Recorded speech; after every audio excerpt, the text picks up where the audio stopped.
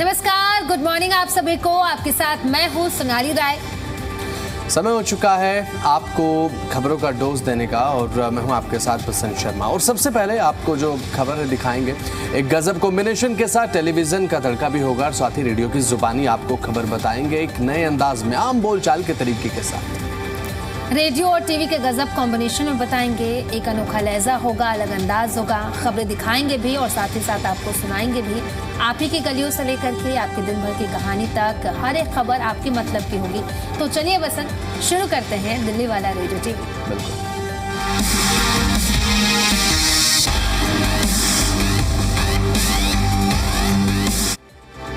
तो चलिए इसी के साथ शुरुआत करते हैं एक हॉट न्यूज के साथ। हॉट न्यूज है क्योंकि तापमान बढ़ रहा है तो गर्मी हो रही है। राजधानी दिल्ली में तापमान लगातार बढ़ता जा रहा है और अब ये न्यूज भी हॉट इसलिए हो चुकी है, तापमान 40 डिग्री के पार आपकी दिल्ली में दर्ज किया गया, हमारे दिल्ली में दर्ज किया गया। और अब बीते दिन तो अब दिल्ली में जिस तरीके से तापमान रहा 42-43 डिग्री के पार, कई इलाके तो ऐसे जहां पर 46 डिग्री तक यहां पर रिकॉर्ड किया गया। अब ऐसे में लू जैसे हालात हैं, लू जैसे हालातों ने दिन के समय का तापमान बहुत ज़्यादा बढ़ा दिया और रात के समय भी, अब रातें भी गर्म हो चुके हैं, दिन तो थे ही थे।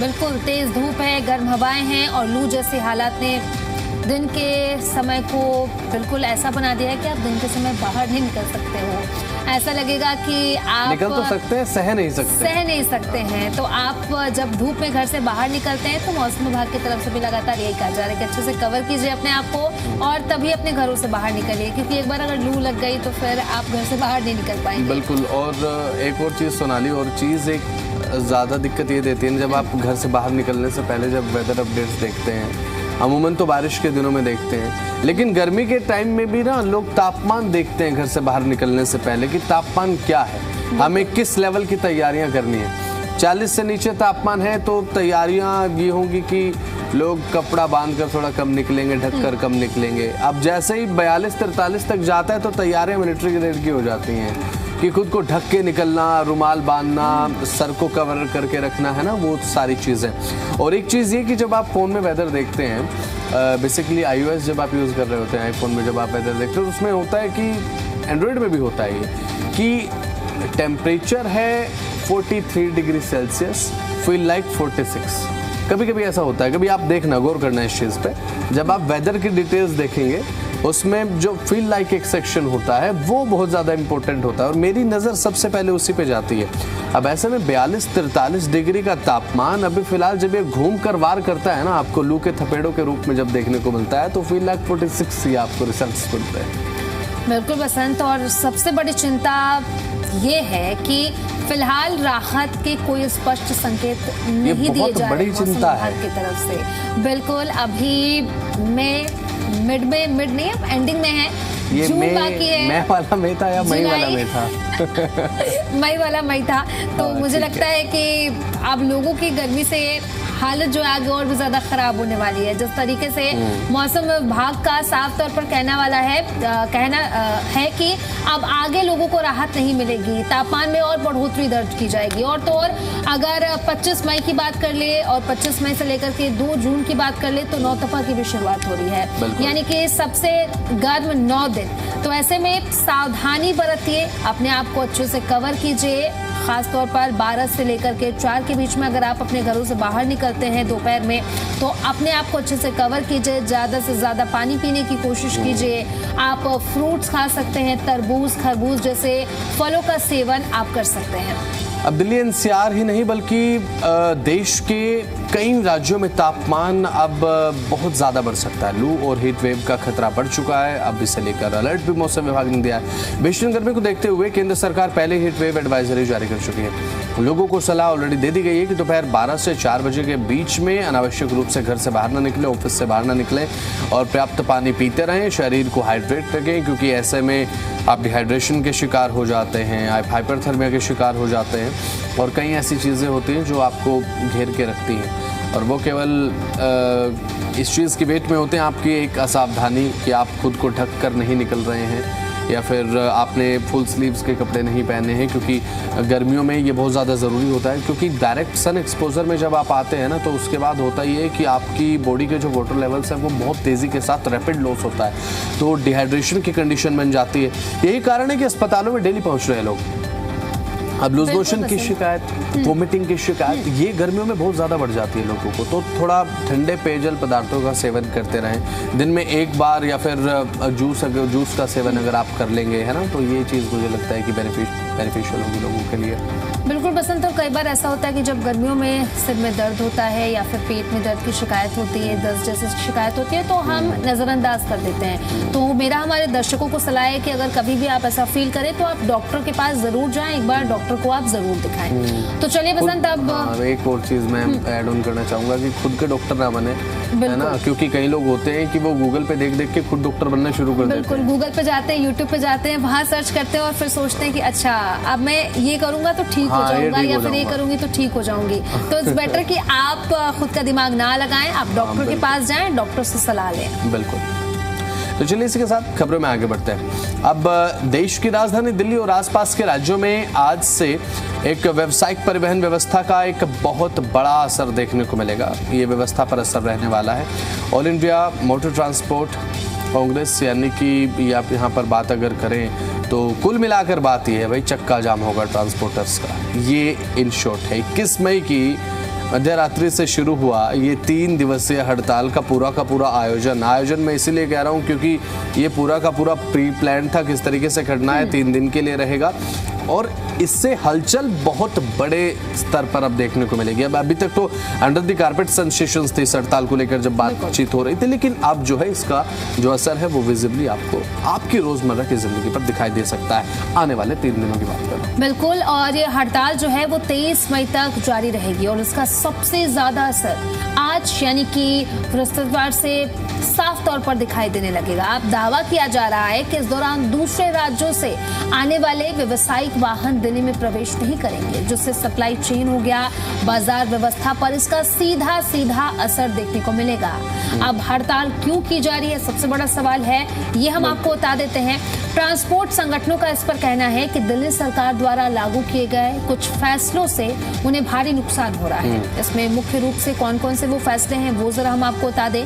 व्यावसायिक वाहनों पर बढ़ावा देना, ग्रीन टैक्स लगाना, साथ ही साथ वायु प्रदूषण के नाम पर कुछ वाहनों के लिए दिल्ली प्रवेश पर रोक लगाना, BS4 श्रेणी के वाहनों पर आने वाले समय में संभावित प्रतिबंध लगाए जाने को लेकर के अब यह हड़ताल की जा रही है, जिसका सीधा असर आम लोगों पर देखने को मिलेगा।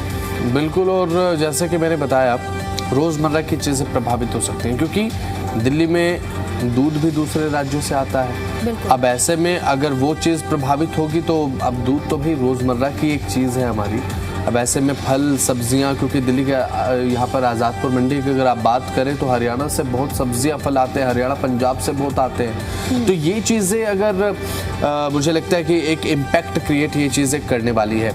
और यहाँ पर एक चीज़ और मैं ऐड ऑन करना चाहूँगा वो ये सोनाली, क्योंकि देखिए दिल्ली सरकार की तरफ से कदम उठाए गए पोल्यूशन को कंट्रोल करने के लिए। तो पोल्यूशन कंट्रोल होगा और ट्रैफिक जैम कम होगा, ये एक सेकेंडरी चीज़ है, लेकिन प्राइमरी ऑब्जेक्टिव जो रहा है दिल्ली गवर्नमेंट का वो ये कि हमें पोल्यूशन कंट्रोल करना है। लेकिन पोल्यूशन कंट्रोल करने के लिए आपकी तरफ से नियमों में जो कसावट है वो आप इतनी रखिए कि उसका असर आम जनता पर डायरेक्ट ना जाए। देखिए इनडायरेक्ट तो सभी चीज़ें प्रभावित होती हैं, लेकिन जब चीज़ें डायरेक्टली प्रभावित होने लगे, जब एक डायरेक्ट असर पड़ने लगे, तो वो चीज़ जो मुझे लगता है कि बहुत ज़्यादा टैप कर देती है आपके डेली के लाइफस्टाइल को, और यही चीज़ अब हो रही है। अब ट्रांसपोर्टर्स का कहना है कि जो नियम यहाँ पर लगाए गए हैं, नियम बनाए गए हैं, चाहे वो क्लीन दिल्ली ग्रीन दिल्ली को लेकर ही क्यों ना हो, भाई हमें उससे नुकसान हो रहा है। अब बहुत ज़्यादा नुकसान अगर होगा तो अपना नुकसान कोई आखिर क्यों चाहेगा, तो कोई बीच का रास्ता मुझे लगता है कि सोनाल निकालना चाहिए। बिल्कुल बसंत, बीच का रास्ता निकालना चाहिए और देखते हैं कि अब इस हड़ताल के बाद आगे क्या कुछ देखने को मिलता है इसको लेकर के। फिलहाल खबरों में आगे बढ़ते हैं और अपने दर्शकों को आगे की जानकारी भी दे देते हैं। दिल्ली NCR की सड़कों पर रोज ट्रैफिक और लंबे जाम से जूझने वाले लोगों के लिए आखिरकार एक राहत भरी खबर सामने आ चुकी है। फरीदाबाद से नोएडा गाजियाबाद आने वाले लोगों को रोजाना लंबा जाम और थकाऊ यात्रा करना पड़ता था, जिससे न सिर्फ अच्छे दिन की शुरुआत खराब होती थी बल्कि पूरा दिन आलस और थकान भरा हो जाता। एक बार आप ट्रैफिक में फंस जाए बसंत, तो मुझे लगता है कि आप जब वहां से निकलते हो तो काफी ज्यादा इरिटेटेड होते हो। आपको ऐसा लगता है कि बस आज का दिन जो है यही खत्म हो गया, अब अगले दिन की शुरुआत की तैयारी कर लेते हैं। इरिटेशन का कारण बन जाता है भाईजान। अब ये समस्या हल होने जा रही है, और ऐसा मैं इसलिए कह रहा हूं क्योंकि पिछले एक दशक से जिस पल का लाखों कामकाजी लोगों को बेसब्री के साथ इंतजार था, वो सपना अब सच होने जा रहा है। क्योंकि यहाँ पर दिल्ली एनसीआर की लाइफस्टाइल को पूरी तरह से बदलने और सफर को बेहद आसान बनाने के लिए एक नए दिल्ली देहरादून एक्सप्रेसवे के विस्तार की जो तैयारी है पूरी कर ली गई है। अभी दिल्ली देहरादून एक्सप्रेसवे जो हमारा ये बना है, इसका विस्तार होगा और इसका जो नया रूट है, पूरा मास्टर प्लान आपको हम दिखाते हैं जो विस्तार के तहत डेवलप किया जाएगा, वो जरा जानिए। तो देखिए, रिपोर्ट के मुताबिक अगर हम बात करें तो इस महत्वाकांक्षी परियोजना के तहत दिल्ली देहरादून एक्सप्रेसवे का विस्तार अब सीधे फरीदाबाद तक किया जाएगा, क्योंकि दिल्ली और देहरादून का जो सफर था वो महज 2.5 घंटे तक पहुंच गया था इसके विस्तार के बाद। लेकिन अब इसे फरीदाबाद तक किया जा रहा है। ये नया रूट गाजियाबाद के ट्रोनिका सिटी से होकर नोएडा से गुजरते हुए सीधे फरीदाबाद को आपस में जोड़ेगा। लगभग 65 किलोमीटर लंबे इस शानदार एक्सप्रेसवे को तैयार करने में करीब 7,500 करोड़ रुपए की भारी भरकम राशि खर्च की जाएगी। और इस रूट के बन जाने के बाद बसंत न सिर्फ 3 बड़े औद्योगिक शहरों की दूरी कम हो जाएगी, बल्कि हाल ही में 14 अप्रैल को प्रधानमंत्री नरेंद्र मोदी ने भी इसका उद्घाटन किया, और जिससे दिल्ली और देहरादून का जो सफर है वो महज 2.5 घंटे में पूरा हो जाता है। यानी कि अब लोगों का समय भी बचेगा। दिल्ली से देहरादून अगर वीकेंड पर लोग जाना चाहते हैं, छुट्टियां मनाना चाहते हैं, तो आराम से जा सकते हैं और वापस भी आ सकते हैं। और अहम चीज़ ये कि फरीदाबाद नोएडा गाजियाबाद एक्सप्रेसवे परियोजना को धरातल पर उतारने के लिए अब काफ़ी लंबे समय से प्रयास किए जा रहे थे, लेकिन ऑन ग्राउंड अब जो डेवलपमेंट सब शुरू हो चुके हैं। केंद्रीय राज्य मंत्री कृष्णपाल गुर्जर की विशेष सिफारिश पर यहाँ पर केंद्रीय सड़क परिवहन मंत्री नितिन गडकरी इस पर कागजी और तकनीकी काम शुरू करने की अंतिम मंजूरी भी दे चुके हैं। अब इस ऐतिहासिक फैसले की खुशी जताते हुए अब सीधे तौर पर लोगों की तरफ से भी यही कहा जा रहा है कि अच्छी खबर है हमारी रोजाना की जिंदगी में, अगर इससे कुछ फायदा हो जाए, थोड़ा समय कम हो जाए। क्योंकि फरीदाबाद गाजियाबाद नोएडा अगर आपस में जुड़ते हैं वाया दिल्ली देहरादून एक्सप्रेसवे, क्योंकि देहरादून एक्सप्रेसवे के साथ अगर कनेक्टिविटी बेहतर, अभी कनेक्टिविटी को लेकर बहुत ज़्यादा इशू नहीं है, लेकिन एक जाम की समस्या है। लेकिन अगर वाया दिल्ली देहरादून एक्सप्रेसवे के माध्यम से अगर कनेक्टिविटी होगी तो मुझे लगता है कि फरीदाबाद टू देहरादून का जो सफ़र है वो भी आसान होगा, और साथ ही फरीदाबाद टू दिल्ली भी आने में समय जो है वो कम जाएगा। जो अभी, क्योंकि फरीदाबाद से जब आप आते हैं, फरीदाबाद से आते आते आप कालिंदी कुंज तक मुश्किल से मानकर चलिए 30 से 32 मिनट का सफ़र, 30 से 35 मिनट का, और कालिंदी कुंज से फिर जब आप नोएडा की तरफ आते हैं तो वो कम से कम मुझे लगता है कि आधा घंटा 40 मिनट मानकर चलिए कि वो लेकर जाता है। तो आधा सफ़र कालिंदी कुंज से तो इस साइड आने में लग जाता है। एक वो बड़ी दिक्कत वाली बात मुझे लगती है, तो इससे थोड़ा सा हो सकता है कि फायदा हो। बिल्कुल बसंत, आप चलिए इसके साथ खबरों में आगे बढ़ते हैं। दिल्ली से आज की बड़ी और दिलचस्प खबर सामने आई है। अगर जहां पर युवाओं के सपनों को नई उड़ान देने के लिए हौसलों की उड़ान योजना की शानदार शुरुआत की गई है। इस योजना की घोषणा खुद मुख्यमंत्री रेखा गुप्ता ने की है, और इसका सबसे बड़ा मकसद है दिल्ली के करीब 50 लाख युवाओं तक पहुंचकर उन्हें एक बड़ा मंच देना। खास बात यह है कि इस पूरे टैलेंट हंट में किसी भी तरह की फीस नहीं ली जाएगी, यानी कि टैलेंट दिखाओ और सीधे मंच पाओ।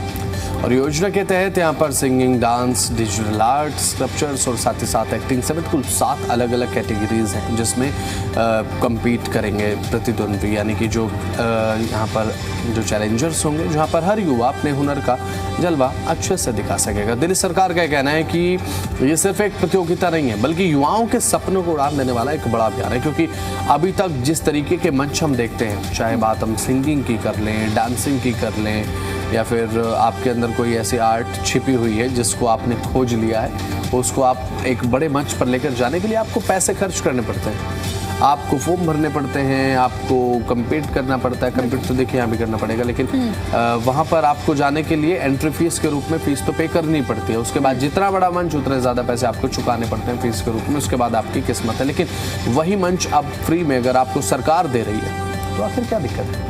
बिल्कुल बसंत। वहीं पर मंत्री कपिल मिश्रा ने भी कहा है कि दिल्ली के युवाओं में अपार प्रतिभा है और उन्हें सही दिशा देने के लिए ये मंच बेहद अहम साबित होता है। अगस्त महीने में इसका ग्रैंड फिनाले होगा, जहां पर विजेताओं को 2.5 लाख रुपए तक का शानदार पुरस्कार भी दिया जाएगा। दोस्तों, अगर दिल्ली में आप रहते हैं तो दिल्ली में अब टैलेंट बोलेगा जोर से, क्योंकि यहाँ सपना भी मिलेगा, मंच भी मिलेगा और साथ ही साथ लोगों को, युवाओं को मौका भी दिया जाएगा। तो अगर आप भी अप्लाई करना चाहते हैं तो आप भी यहाँ पर जाकर के अप्लाई कर सकते हैं और सीधे सीधे आप 2.5 लाख रुपए ले सकते हैं पुरस्कार के रूप में, अगर आपकी किस्मत साथ देती है। और जब प्रतिभा होती है ना, तो फिर मुझे लगता है कि जो किस्मत है वो आपसे हाथ मिला देती है, अगर आपकी प्रतिभा में दम होता है तो दिल्ली सरकार की नई टैलेंट हंट योजना जो है, अब हौसलों की उड़ान, जिसकी शुरुआत कर दी गई है। अब ऐसे में 16 से 35 साल तक के करीब 50 लाख युवाओं को मंच देना योजना के तहत, जैसा कि हमने आपको बताया, अलग अलग कैटेगरीज हैं, सिंगिंग है, डांस है, डिजिटल आर्ट है, स्कल्पचर है और साथ ही एक्टिंग समेत 7 कैटेगरीज हैं। और फिलहाल युवाओं को किसी भी तरीके की फीस नहीं देनी होगी और पोर्टल पर मुफ्त रजिस्ट्रेशन भी किया जा सकेगा। कार्यक्रम का जो फाइनल, जैसा कि सोनाली ने बताया, कि अगस्त में होना है। 2.5 लाख रुपए का पुरस्कार और दिल्ली सरकार की तरफ से आपको दिया जाएगा। महत्वपूर्ण बात यही है कि अब सरकार आपको मंच देने जा रही है और इस मंच पर आपको किसी भी तरीके का कोई पे नहीं करना है। केवल आपके अंदर अगर प्रतिभा है तो यही नीडेड है। जो नीडेड है वो ये कि भाई आपके अंदर टैलेंट होना चाहिए। बिल्कुल बसंत, अगर टैलेंट है तो आप इस प्रतियोगिता में आप जाइए, अप्लाई कीजिए, इसके लिए कोई फी नहीं है और अगर आप जीतते हैं तो 2.5 लाख रुपए आपकी जेब में आएंगे। अच्छा, मैंने सोचा अभी आप ये कहने जा रहे थे कि भी आधा उसमें कर लेंगे। तो चलिए, इसी के साथ अब खबरों में आगे बढ़ जाते हैं सोनाली। अब बात करें कि दिल्ली की सड़कों का चेहरा अब बदलने जा रहा है। अब क्या कॉस्मेटिक चेंज होगा उसमें सोनाली? बिल्कुल नहीं, लाइटों के साथ बदलाव होगा। लाइट अगर जो सड़कों के लिए वही कॉस्मेटिक चेंज होगा। हाँ बिल्कुल, अब अगर सड़कों पर लाइट लगेंगी तो लोग जो चलते हैं रात को, उनके अंदर जो है डर का माहौल रहता है, वो शायद डर खत्म हो जाएगा, वो सुरक्षित महसूस करेंगे। तो राजधानी की सड़कें जल्द ही अत्याधुनिक स्मार्ट LED लाइटों से जगमगाती नजर आएंगी। दिल्ली सरकार ने एक बड़ी और महत्वाकांक्षी परियोजना को मंजूरी दे दी है और इसके तहत पूरी स्ट्रीट लाइट व्यवस्था को आधुनिक बनाया जाएगा। तो परियोजना को मंजूरी दी गई है। मुख्यमंत्री रेखा गुप्ता की अध्यक्षता में बुधवार को व्यय वित्त समिति यानी कि EFC की हाइब्रिड बैठक में इस योजना को हरी झंडी दी गई है। और इस परियोजना की कुल जो लागत है वो 473.24 करोड़ रुपए है। अब ऐसे में इसके तहत लोक निर्माण विभाग यानी कि PWD, जैसे कि आप जानते हैं, सड़कों पर लगी करीब 96,000 स्ट्रीट लाइटों को स्मार्ट LED सिस्टम से रिप्लेस करेगा। और फिलहाल सरकार का लक्ष्य है कि आगामी दिवाली तक इसे जगमग कर दिया जाए। दिल्ली की प्रमुख सड़कें नई रोशनी से चकमका उठे। अब ऐसे में बैठक में ये निर्णय लिया गया है कि भाई अब दिल्ली की सड़कों को अच्छे तरीके से हमें रोशन करना है ना, और वो बहुत ज़्यादा ज़रूरी भी है। 96,000 जो स्ट्रीट लाइट्स हैं और साथ ही 51,160 पोल मौजूद हैं। इनमें पुरानी high pressure sodium vapour HPSV और पुरानी LED लाइट्स शामिल हैं, जिन्हें अब आधुनिक किया जाएगा, है ना। और सरकार के अनुसार मौजूदा सिस्टम में कई समस्याएं देखने को मिल रही थी। लाइट खराब होने की जानकारी देर से मिलती थी, कई जगह पर लंबे समय तक डार्क स्पॉट बने रहते थे। ये सड़क सुरक्षा को लेकर ठीक नहीं मानी जाती ये चीज़ें। जब कहीं सड़क पर एक जगह पर अगर डार्क स्पॉट बन जाए तो वो बिल्कुल भी ठीक नहीं माना जाता, वो एक लूप की तरह उसे देखा जाता है। बिल्कुल, और महिलाओं की सुरक्षा भी इससे प्रभावित होती है और इसी को देखते हुए ये बड़ा फैसला लिया गया है। बिजली की अधिक खपत और असमान रोशनी की समस्या भी रहती है। अब नया स्मार्ट सिस्टम लाया जाएगा। नई योजना के तहत सभी पुराने लाइटों को स्मार्ट LED में बदला जाएगा और इसके साथ ही लगभग 5,000 नए पोल भी लगाए जाएंगे। और इस सिस्टम की सबसे बड़ी खासियत होगा केंद्रीकृत कमांड एंड कंट्रोल सेंटर यानी कि CCC, जिसके जरिए हर स्ट्रीट लाइट की रियल टाइम मॉनिटरिंग होगी। खराब लाइट की तुरंत जानकारी मिलेगी और कहीं ना कहीं ये सही भी है, क्योंकि कई बार हम जब सड़कों से गुजरते हैं डिस्को होता हुआ मिलता है और कभी कभी तो लाइट बंद है और जब आप 3-4 सालों से देखेंगे तो वो लाइट बंद ही है, उस पर कोई काम ही नहीं हो रहा है। और कभी कभी ऐसा देखने को मिलता है ना सोनाली की सड़कों पर आप जाते हैं, क्योंकि मेरा एक्सपीरियंस रहा था देहरादून जाते वक्त। अभी नया एक्सप्रेसवे की बात नहीं कर रहा हूँ, पहले ही मैं ये बात बोल दूँ, नया एक्सप्रेसवे की बात नहीं कर रहा हूँ। जब आप निकलते हैं नोएडा से, जो सहारनपुर वाला रास्ता, पुराना रास्ता जो है, वो अभी अंडर कंस्ट्रक्शन है। और वहाँ से जब आप जाते हैं, क्योंकि मैंने वो रूट ले लिया था, उस समय शुरू नहीं हुआ था नया एक्सप्रेसवे, और उस समय हुआ ये था कि हम जा रहे हैं रास्ते में और डिस्को चल रहा है रास्ते में, क्योंकि जो लाइट्स होती है ऑन द रोड, यहाँ हाईवे की बात कर रहा हूँ, रोड पर लाइट है वो ब्लिंक कर रही है, ऐसे लग रहा है कि जैसे कम से कम 1 किलोमीटर तक हम किसी डिस्को में आ गए हैं ना, किसी बार में लाइट जो है वो बार बार ब्लिंक कर रही है। तो मुझे लगता है कि ये चीज़ बहुत ज़्यादा ज़रूरी हो जाती है। बिल्कुल पसंद। और ये जो काम किया जाएगा उससे आने वाले दिनों में जो लोग रास्ते से गुजरते हैं, जिन्हें परेशानी होती है, डार्क स्पॉट रहता है, और उसी को लेकर के ये कार्य किया जा रहा है। और अगर ये काम अच्छे तरीके से हो जाता है, जल्द से जल्द पूरा होता है, तो मुझे लगता है कि आने वाले दिनों में लोग अपने आप को सड़कों पर निकलते वक्त खासतौर पर रात को सुरक्षित महसूस करेंगे। और मुझे लगता है कि ये बहुत ज़्यादा ज़रूरी कदम सरकार की तरफ से इसलिए भी क्योंकि जब आपकी सड़कों पर, यानी कि दिल्ली की सड़कों पर अगर नाइट लाइफ अच्छे तरीके से है, यानी कि रात के समय अगर रात नहीं है, तो मुझे लगता है कि वो राजधानी होने के एक मायने में भी शामिल हो जाता है। कि आप कह सकते हैं कि राजधानी का मायना है कि भाई रात के समय अगर आप सड़कों पर निकल रहे हैं तो आपको ऐसा एनवायरनमेंट नहीं मिल रहा। अगर आप सड़क पर आपका कुछ गिर गया है तो आपको टॉर्च ऑन करने की ज़रूरत ना पड़े। तो मुझे लगता है कि ये एक सरकार की बड़ी उपलब्धि के रूप में भी आप देख सकते हैं। तो चलिए इसी के साथ अब बात करते हैं उस खबर की जिसने अब फ्यूल की कीमतों में तो आग लगाई रखी है, और साथ ही साथ इसका असर आपकी जेब पर भी पड़ रहा है। अब राजधानी दिल्ली में पेट्रोल के जो दाम है वो है 98 रुपये 64 पैसे। थोड़े बदले बदले से हैं, और बदले बदले से क्या, बढ़े बढ़े से हैं। डीजल की जो कीमतें हैं वो 91 रुपये 58 पैसे प्रति लीटर। CNG के दाम अब थोड़े से बढ़ गए हैं, 79 रुपये 9 पैसे प्रति किलोग्राम के हिसाब से। नोएडा की बात करें तो पेट्रोल की कीमत है 98.56 पर लीटर के हिसाब से। वहीं डीजल की कीमत की बात करें तो 91.72 पर लीटर के हिसाब से, और CNG की कीमत की बात करें तो ये है 87.70 पर किलोग्राम के हिसाब से। वहीं अगर गुरुग्राम की बात कर ले तो पेट्रोल की कीमत है 98.47 पर लीटर के हिसाब से। डीजल की कीमत की बात करें तो ये है लगभग 90.94 पर लीटर के हिसाब से, और CNG की कीमत की बात करें तो ये है 84.12 पर किलोग्राम के हिसाब से। तो लगातार पिछले दिनों की बात करें तो पेट्रोल और डीजल की कीमतों में लगातार बढ़ोतरी देखने को मिली, और जिसकी वजह से जो आम नागरिक हैं, जो आम लोग हैं, उनकी परेशानी भी बढ़ती जा रही है। बिल्कुल। तो बात कर लेते हैं सोने और चांदी के बारे में। और इसकी चमक जितनी तेजी के साथ बढ़ी, अब उतनी तेजी के साथ बीच में एक बार नीचे आई, लेकिन अब फिर से बढ़ रही है। गोल्ड 1,62,915 रुपये प्रति 10 ग्राम 24 का है।